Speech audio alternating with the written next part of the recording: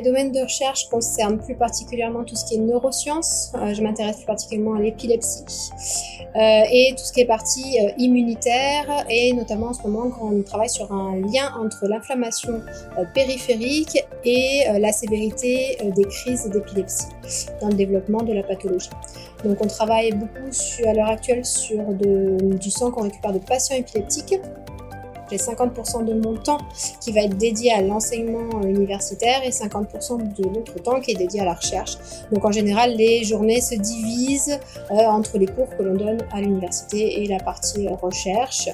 Voilà. Après une journée type, il y a des journées où on passe beaucoup d'analyses de résultats, d'autres où on va faire des expériences au niveau de la recherche. Voilà, c'est des peu, Et surtout avec le métier d'enseignant-chercheur, on a une grosse partie de l'année, on a 2-3 mois où on a beaucoup de cours, donc très peu de recherche, et l'autre partie. Donc c'est plus une année type qu'une journée type.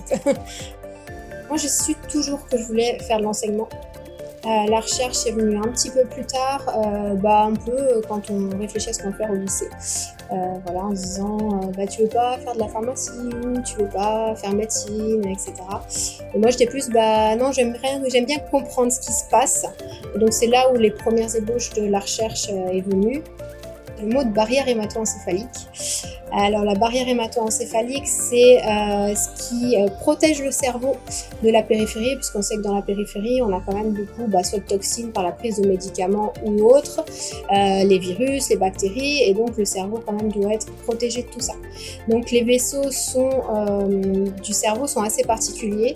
Il y a plein de types cellulaires qui vont se mettre autour des cellules endothéliales qui composent le vaisseau et vont donc renforcer et donc empêcher tout ce qu'il y a dans le sang de passer dans le cerveau. Et malheureusement, dans beaucoup de neuropathologies, cette barrière est rompue et devient perméable, et on a beaucoup d'éléments du sang qui passent, donc toute cette partie inflammation périphérique, et qui va donc un peu aggraver les neuropathologies.